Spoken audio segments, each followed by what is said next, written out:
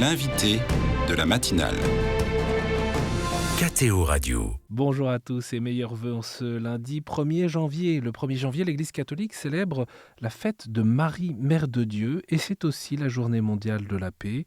Le pape François va célébrer la messe à 10h à la basilique Saint-Pierre. Je vous propose de parler ce matin de son message pour la journée mondiale de la paix qui s'articule autour du thème intelligence artificielle et paix. Et nous sommes avec Cécile Dubernet. Bonjour. Bonjour. Vous êtes enseignante-chercheuse à l'Institut catholique de Paris, membre de la commission Justice et Paix France et membre de l'Institut Convergence Migration. Merci de nous accompagner autour de ce thème de cette journée mondiale de la paix. Le pape a choisi d'articuler intelligence artificielle et paix. Quelle en est la raison? Pourquoi et comment vous percevez ce sujet? Oui, mais écoutez, merci de m'accueillir déjà sur votre programme. Effectivement, ça peut paraître un petit peu étrange de voir un sujet aussi désincarné, finalement, que l'intelligence artificielle s'intégrer dans un discours sur la paix. Je pense qu'on peut peut-être déjà rappeler, ça me paraît important, que les messages du pape François ces dernières années, ces messages sur la paix, qui sont une tradition qui a presque 60 ans, mais ces messages du pape François nous amènent toujours à finalement un peu déplacer le regard des violences qui saturent nos écrans vers les facteurs plutôt sous-jacents, les facteurs qui peuvent nous permettre d'expliquer ce qui se passe et la violence. Et je pense qu'il a parlé il y a quelques années de la culture du soin, il a parlé du dialogue entre générations. L'année dernière, c'était sur Marcher ensemble. Et là, en l'occurrence, il nous invite à nous questionner sur ces inquiétudes concernant l'intelligence artificielle, surtout sur la façon dont elles sont, ces intelligences, il utilise au pluriel, elles sont utilisées dans le contexte actuel. En quoi ces intelligences artificielles posent question précisément? Alors même que le pape François, d'ailleurs, au début de son message, rappelle combien l'intelligence humaine a été et est un extraordinaire potentiel créatif pour s'efforcer de faire de la Terre une demeure digne pour toute la famille humaine. Oui, tout à fait. C'est quelque chose qui revient souvent d'ailleurs dans les différents discours du pape François, c'est-à-dire qu'il met souvent en évidence la beauté de l'humain, la créativité de l'humain, notre capacité à inventer des choses, à relier des choses, et en même temps, il souligne que tout outil peut avoir un impact à la fois bénéfique ou catastrophique dans certains cas. Et en l'occurrence, sur l'intelligence artificielle, son inquiétude, c'est que toute cette science, cette ingénierie ne soit pas mise au service de l'humain ou du bien commun, mais soit vraiment des outils qui qui sont capturés en fait par une petite minorité pour manipuler le reste. Et je peux vous donner juste quelques exemples. Nous avons tous l'impression de surfer sur Google, mais c'est bien sûr Google qui a décidé dans quel espace, dans quelle boîte nous naviguons à partir d'algorithmes que nous ne maîtrisons pas. Nous sommes parfois même embarqués dans des espaces virtuels, dans des bulles, dans du deepfake, c'est-à-dire la construction d'environnements qui sont complètement falsifiés, qui nous font perdre pied et perdre conscience de ce qu'est la vérité, par exemple. Nous n'avons plus d'espace commun de vérité. Et donc là, il y a vraiment un appel à la vigilance et à la responsabilité du pape François.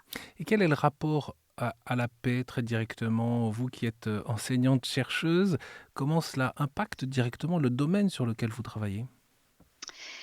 Eh bien, ça l'impacte à plusieurs niveaux. Je pense que le premier, c'est peut-être le fait que nous déconnectons et nous ne vivons plus dans les mêmes espaces. C'est-à-dire que c'est très difficile de faire du commun quand chacun est complètement individualisé dans sa propre recherche, dans ses propres outils, dans ses propres plaisirs immédiats. C'est aussi quelque chose que le pape souligne. Il faut arriver à ressortir, à faire du commun, à poser aussi des cadres éthiques, à se reposer la question de l'anthropos, de comment on se voit en tant qu'humain, simplement individu, partie d'un collectif. Et si nous ne sommes pas partie de collectif, si nous n'avons plus de bien commun, et la paix est un bien commun par excellence, nous sommes plus capables de l'imaginer, nous sommes plus capables de le discuter ensemble, nous n'avons plus d'espace intermédiaire dans lequel nous pouvons confronter nos différentes opinions sur l'avenir, sur l'environnement, sur toutes ces choses-là. Et ça, c'est la première chose, nous sommes fragmentés, déconnectés, incroyablement déconnectés, en plus d'être manipulés par des parties de la peur qui vont jouer sur notre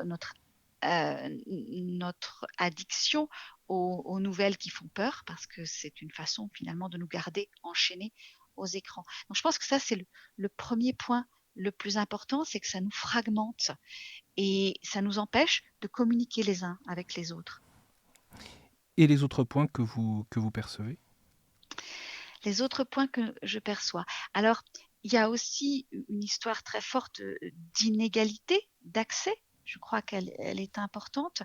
Comme vous l'avez dit, le pape François souligne que les nouvelles technologies sont un bien pour l'humanité, sont un bien pour développer, partager des innovations en santé, en éducation, permettre de toucher les campagnes, de toucher des lieux qui ne sont pas d'habitude mis en priorité. Il n'y a pas que dans les villes qu'on peut faire des choses, mais le progrès va tellement vite qu'on laisse un nombre incroyable de personnes derrière. Et puis le progrès est mis au service plutôt de la guerre que de la paix de façon générale. Il souligne d'ailleurs dans ce texte l'utilisation de l'armement de plus en plus sophistiqué, de plus en plus désincarné, avec des drones qui peuvent eux-mêmes tirer sans en référer à des humains. Pour mener des opérations militaires à distance et qui contribuent à une approche plus froide et détachée de l'immense tragédie de la guerre, c'est ce qu'il écrit. Tout à fait, c'est ce qu'il écrit. Et là, effectivement, on désincarne complètement la guerre, on s'en éloigne, ça devient presque un jeu vidéo. Et ça, c'est très très grave, parce qu'on ne prend plus la mesure du désastre qu'est la guerre.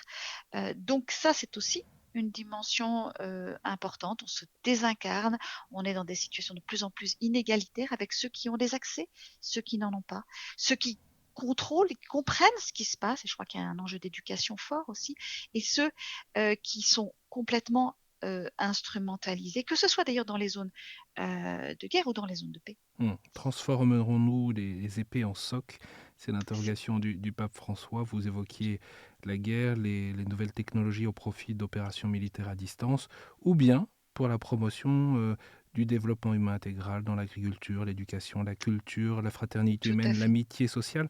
Le pape invite à un développement éthique des algorithmes, l'algor-éthica. Alors je ne sais pas si ce terme existait par ailleurs ou s'il l'emprunte à d'autres, mais en tout cas cela dit la pensée et l'invitation du pape François dans le travail et la responsabilité que les personnes humaines, que les personnes ont face aux intelligences artificielles aujourd'hui, avec aussi une interpellation pour la régularisation.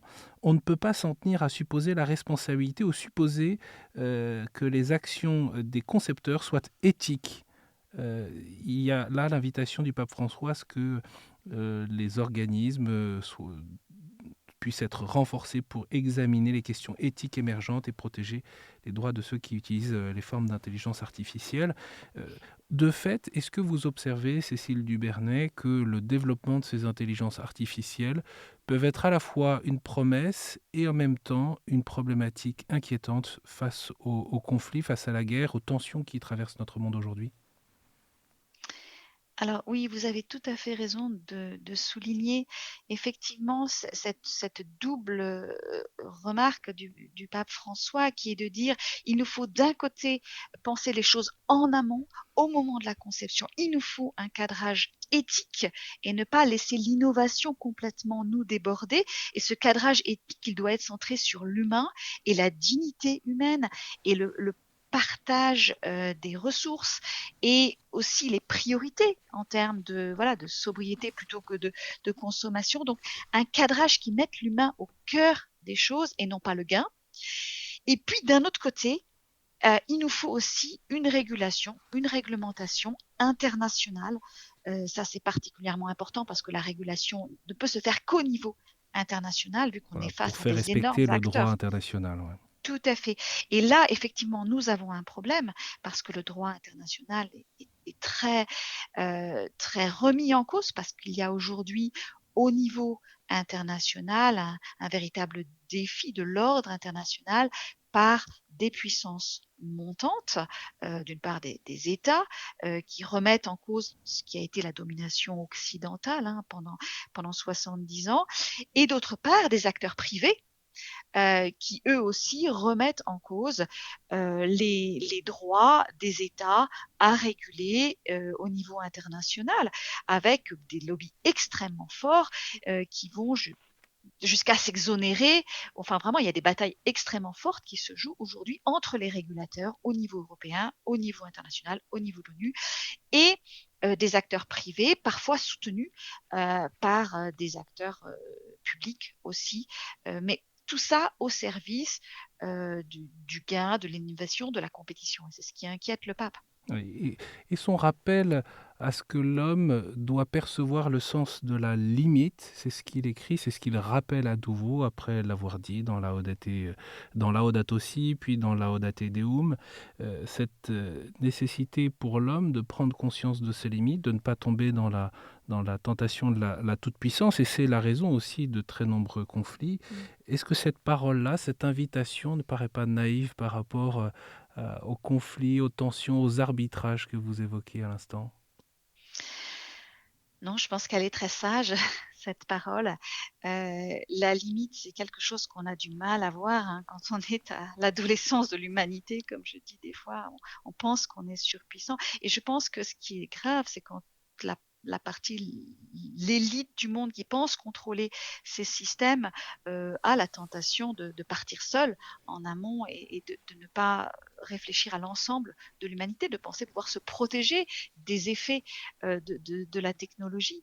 Vous savez, la limite du savoir, c'est la preuve de la sagesse, et c'est ce qui nous manque terriblement en ce moment. Donc je trouve que c'est vraiment important que nous sachions tous, mortels, limités dans notre connaissance, et du coup à devoir être prudents, à faire attention aux rappels qui nous sont faits, à faire attention à ce que nous disent nos historiens sur la façon dont on se lance parfois dans des innovations qui sont extrêmement puissantes et qui nous dépassent. Nous Donc devons c'est être, important. nous devons être conscients des transformations rapides en cours et les gérer de manière à sauvegarder les droits humains fondamentaux. C'est ce qu'écrit le pape dans ce message pour cette journée mondiale de la paix, en respectant les institutions et les lois qui favorisent le développement humain intégral. En conclusion, le pape évoque sa prière. Ma prière au début de l'année nouvelle est que le développement rapide de ces formes d'intelligence artificielle n'augmente pas les trop nombreuses inégalités et injustices déjà présentes dans le monde, mais contribue à mettre fin aux guerres et aux conflits et à soulager les nombreuses formes de souffrance qui affligent la famille humaine. Cécile Dubernay, pour conclure, moi j'aurais envie de vous poser la question, au fond, quelle est la vocation des chrétiens dans ce rapport aux intelligences artificielles et face à ce défi de la paix aujourd'hui?